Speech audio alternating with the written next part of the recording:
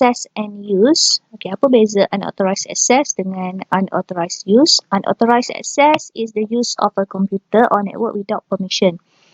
Okay, maksudnya menggunakan komputer tanpa kebenaran. Tu unauthorized access. Tapi unauthorized use is the use of a computer or its data for unapproved or possibly illegal activities. Okay, penggunaan komputer ataupun data-data yang ada untuk tujuan yang tidak dibenarkan. Contohnya, pekerja tu dia ada akses untuk satu-satu komputer, tapi dia hanya dibenarkan untuk akses maklumat tertentu. Tapi dia cuba akses ataupun dia berjaya akses lebih daripada yang dibenarkan. Itu adalah unauthorized use. Okay, kalau unauthorized access ni contohnya, katalah kawan saya ada komputer dan dia letakkan password, tapi saya pergi hack komputer dia dan saya boleh guna komputer dia. Itu unauthorized access. Okay. So hope you can differentiate between unauthorized access and unauthorized use. Okay, organizations take several measures to help prevent unauthorized access and use. Okay. So we have acceptable use policy and disable file and printer sharing. To protect files on your device, hard drive from hackers and other intruders, turn off file and printer sharing on your device. Ni salah satu cara lah. Okay, kita turn off file and printer sharing dekat kita punya device.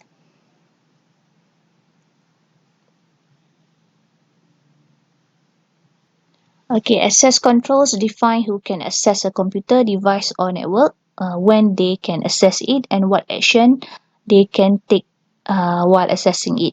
Okay, itu adalah access control. Siapa yang boleh guna komputer perkakasan ataupun sistem rangkaian, bila dia boleh guna, apa yang dia boleh buat, itu adalah access control. So ni pun salah satu daripada yang saya sebut tadi. Okay, termasuk dalam acceptable use policy AUP. Bagi satu-satu company tu dia kena explain lah pada pekerja dia apa AUP bagi company tu. Okay, siapa yang boleh guna, bila boleh guna, apa yang boleh buat dengan komputer ataupun sistem rangkaian pejabat. So the computer device or network should maintain an audit trail that records in a file both successful and unsuccessful access attempt. Okay, biasanya untuk satu-satu komputer ataupun sistem rangkaian di satu-satu company, dia ada audit trail record, okay, yang menyimpan successful and unsuccessful access attempt. Maksudnya cubaan untuk masuk, nak login menggunakan username ataupun password. Biasa dia ada satu record audit trail. Okay, sebab tu bila kadang-kadang ada setengah sistem, bila kita dah cuba masuk 3 kali, kita fail, kita lupa password, dia akan block account tu. Okay. Okay. Okay, this is one example of a website that maintain personal and confidential data such as Citibank's credit card system require a user to enter username, okay, user ID and password. Biasalah kalau kita nak masuk online banking pun ada macam ni. Okay, a passphrase is a private combination of words often containing mixed capitalization and punctuation associated with username that allows access to certain computer resources. Okay, PIN number ni pun kita biasa. PIN tu sebenarnya personal identification number, sometimes called passcode. Is a numeric password either assigned by a company or selected by a user. Okay. Okay, kalau ATM card kita ada PIN. Okay, a possessed object is any item that you must possess or carry with you in order to gain access to a computer or computer facility. Okay, contohnya access card. Sesetengah company nak masuk ke satu-satu bahagian, contohnya bahagian yang melibatkan keuangan ataupun sensitif data, dia ada access card yang diberikan kepada staff tertentu. Next is a biometric device authenticates a person's identity by translating a personal character into a digital code that is compared with a digital code stored in a computer or mobile device, verifying a physical or behavioral characteristic. Okay, yang ni contohnya macam fingerprint reader. Kalau lecturer nak punch in masuk kerja, kena thumbprint dekat block D kan. Okay, So dia akan padankan cap jari yang kita tekan tu di fingerprint reader tu adakah sama dengan data yang tersimpan. Okay, contohnya nama saya, dia akan check betul tak ni jari kepunyaan staff ni. Okay. Okay, dan kita ada juga face recognition system, ada telefon yang okay, ni contoh dia bagi, ada telefon yang gunakan kita boleh letak passcode, okay, kita letak nombor ataupun setengah tu boleh kenal, kita boleh set sebagai face recognition system, maksudnya dia kita halakan muka kita pada skrin dan dia kalau dia recognize wajah owner tu, dia akan open, dia akan unlock telefon tu. Okay, ni macam tadi juga fingerprint scan, gesture swipe, okay, macam kat telefon corak apa ni pattern yang kita dah register.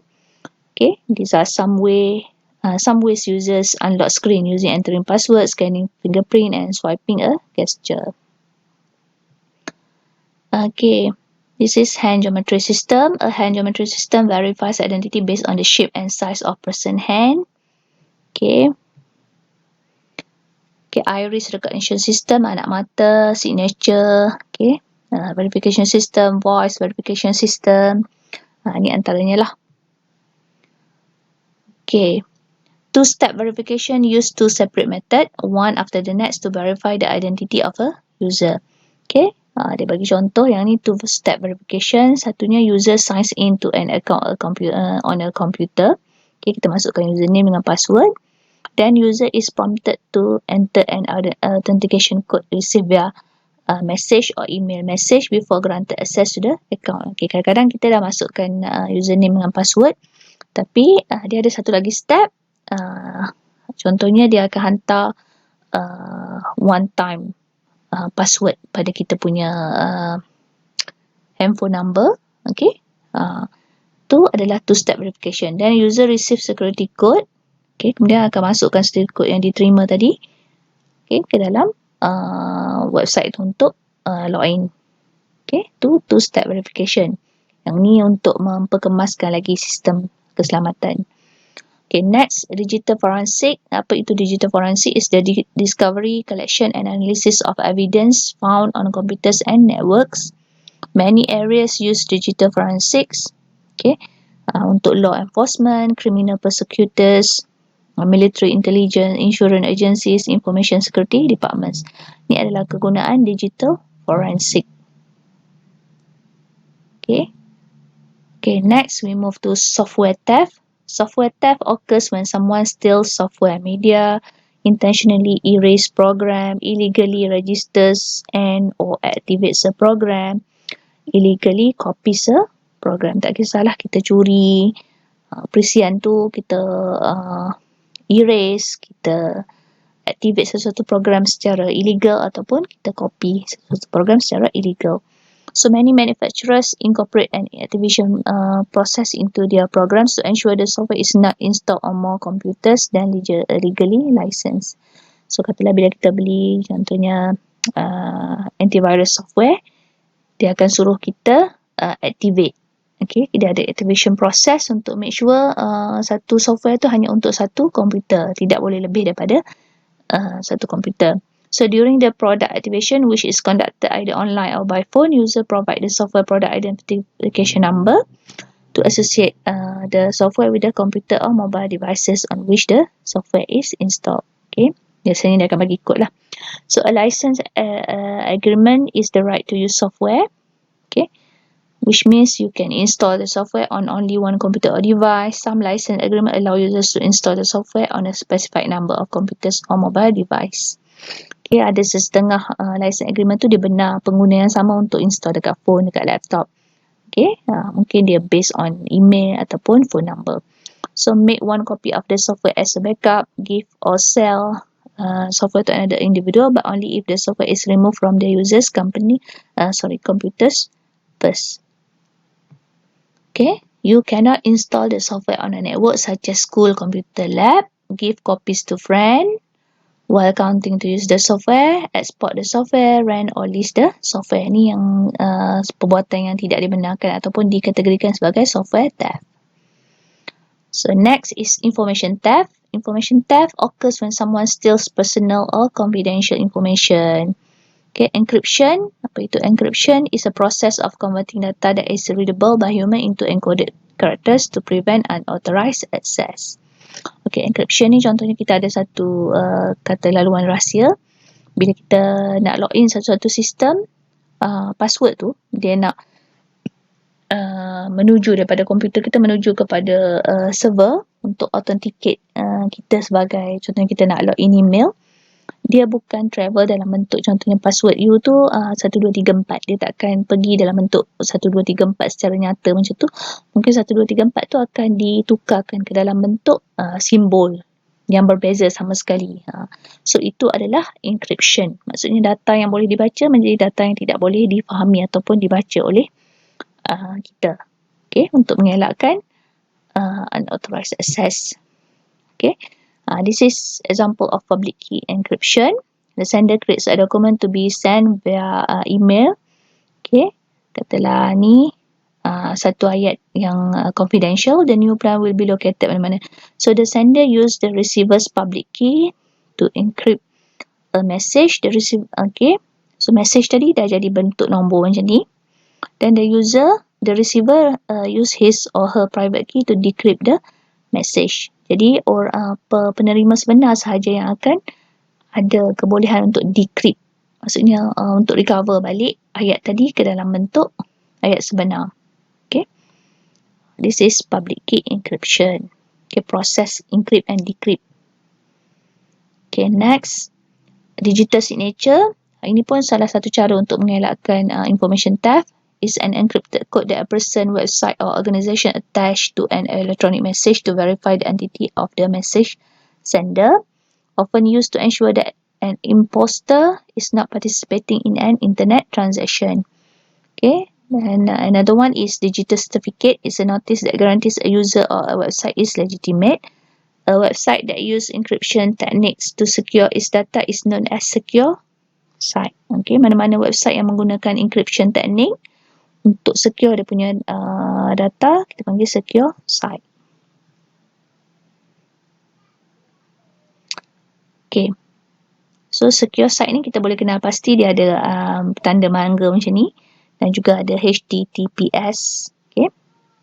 So web addresses of secure sites such as Amazon.com checkout often begin with HTTPS instead of HTTP. Browsers also often display a lock symbol in the address bar, which you usually can click to see the associated digital certificate. Bila you klik simbol mangga ni, you boleh nampak certificate information bagi website tersebut. Okay, tadi information theft. Sekarang kita move to hardware theft, vandalism and failure. Hardware theft is the act of stealing digital equipment. Okay, hardware vandalism involve defacing or destroying digital equipment. Okay. Yang ni mencuri secara digital. Okay, hardware theft and vandalism safeguard. Okay, macam mana kita nak mengelakkan kecurian? Physical access control, lock doors and windows. Okay, mungkin sistem security. Okay, alarm. Physical security devices, guna cables and locks. Okay, dekat komputer biasanya ada lock, ada setengah. Kalau dekat lab biasanya kita pakai cables and lock. Ataupun di device tracking apps. Okay, kita boleh keep track kalau device tu dicuri.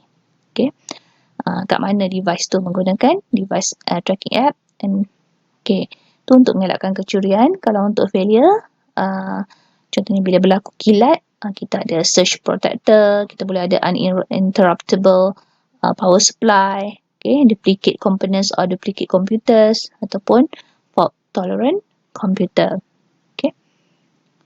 Okay, this is another safeguard method, backing up. Okay, backup is a duplicate of file, program or media that can be used if the original is lost, damaged or destroyed. To backup a file means to make a copy of it. Okay, off-site backups are stored in a location separate from the computer or mobile device site. So biasanya kalau masa sekarang ni bila kita create sesuatu dokumen, it's better for us to store dekat cloud storage. Okay, make copy. Okay, categories of backups. Categories of backup, we have full, differential, incremental, selective, continuous data protection and cloud. Okay, So 3 generation of backup policy: grandparent, parent, child. Okay, let's look at one by one. Okay, types of backup: copies.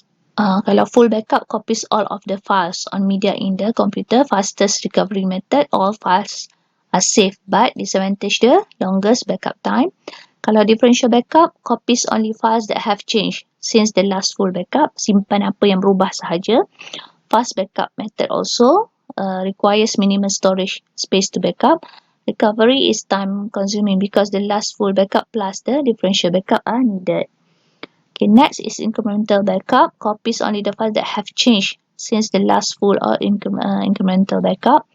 Fastest backup method also requires minimum storage. Only most recent change safe. Okay, recovery is most time consuming because the last full backup and all incremental backup since the last full backup are needed. Okay. Selective backup, users choose which folder and file to include in backup. Fast backup method provide greater flexibility. Difficult to manage. Disadvantage dia difficult to manage individual file backup. Least manageable of all the backup methods. Okay, continuous data protection, CDP. All data is backup whenever a change is made. Bila berlaku saja perubahan, dia akan terus save. The only real-time backup, very fast recovery of data. Advantage dia, disadvantage, very expensive and requires a great amount of storage. And the last one is cloud backup. Files are backup to the cloud as they change. Cloud backup provider maintains backup hardware. Files may be retrieved or restored from anywhere with an internet connection and apps on any device. Disadvantage dia requires internet connection and app. Otherwise, files are marked for backup when the computer goes back online.